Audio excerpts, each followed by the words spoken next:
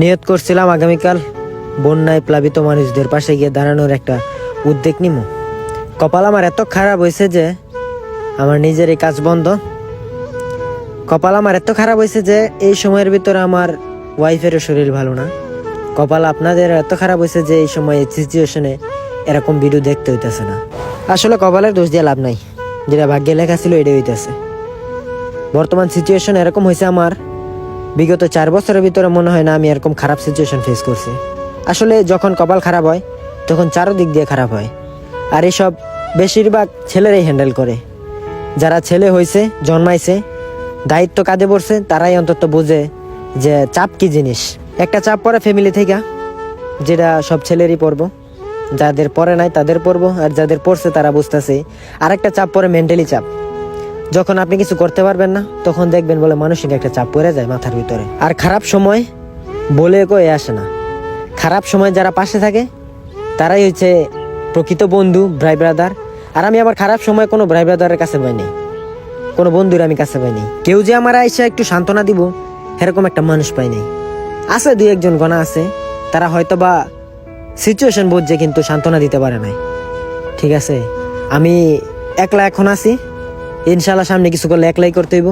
কারণ ভাই ব্রাদার আজকে আছে তো কালকে নাই, কালকে আছে তো পরশু নাই। আসলে তারা সবসময় থাকে না। ছেলে হয়ে এমন একটা ভুল করছি যে এখন সবার সামনে দেখায় কাঁদতেও পারি না। ছেলেরা কখনো কাঁদতে পারে না, মেয়েরা হয়তো বা কাঁদতে পারে। বর্তমান সিচুয়েশন আমার এতই খারাপ যাইতেছে যে আপনাদের বলে বুঝাতে পারবো না। এর মধ্যে আমার ওয়াইফের শরীরটা ভালো না, তার দেখভাল করতেছি। অতিরিক্ত জ্বর ওঠার কারণে শরীর একদম গরম হয়ে গেছে গা, মাথা মোতা পুরাই গরম, একটু পর পর বমি করতেছে। তো এই গরম মাথা মোতা ঠান্ডা করার জন্য আমি একটু পর পর পানি ডালতেছিলাম। সকালে একবার ডালছি, দুপুরে একবার ডালতেছি, আবার রাত্রে একবার ডালতেইব। কারণ জ্বর কমতেছেই না, ডাক্তার দেখাইছি, ওষুধ পানি খাইতেছে। আমি যে এমন একটা সিচুয়েশনের ভিতরে আছি, কেউ একটা আবার খোঁজ খবর নেয় না। আমার প্রায় ব্রাদাররা খোঁজ খবর নিয়ে যে জিজ্ঞেস করবো যে আসে কি অবস্থা, কি লেনদেন তোর, কেউ একটা বার জিগায় নেই। কিছুদিন আগে আমার ফেসবুক আইডি একটা বাদ হয়ে গেছে গা, তারপর আরেকটা ফেসবুক আইডি খুলছি। ওইটা তেমন একটা ভিডিও আপলোড দিতে পারতাছি না, তারপর আপনাদেরকে ওই ফেসবুক আইডিটা দিয়ে দিলাম। আশিক খান নামে একটা ফেসবুক আইডি আছে, যারা আমার সাথে কথা বলতে চান, যোগাযোগ করতে চান, তারা অন্তত ফেসবুক আইডিতে ফ্রেন্ড রিকোয়েস্ট দিয়ে মেসেজ দিন, সবার সাথে কথা হবে ইনশাল্লাহ। দুপুরবেলা একবার পানি দিয়েছি, রাত্রেবেলা সিচুয়েশন খারাপ হয়ে গেছে গা, মাথা মোতা শরীর একদম আবার আগের মতো গরম হয়ে গেছে গা, এই কারণে রাত্রেবেলা আবার পানি দিতেছি। তো আজকে আবার সকালবেলা দেখতেছি যে জ্বর একদমই কমতেছে না, তাই সকালবেলা চিন্তা করলাম যে ডাক্তার কাছে নিয়ে যাই। তো ডাক্তার কাছে মা, আমি আর আমার ওয়াইফ 3 জনে যাইতেছি। তো যাই দেখি ডাক্তার কাছে নিয়ে চিকিৎসা করে সুস্থ করতে পারি কিনা। তো ডাক্তার কাছে আসার পরে আমি বুঝতে পারছি যে এবার সুই দিতে হইব, কারণ ওষুধ পানি কোনো কাজ হইতেছে না, জ্বর অতিরিক্ত মাত্রায় হয়ে গেছে গা।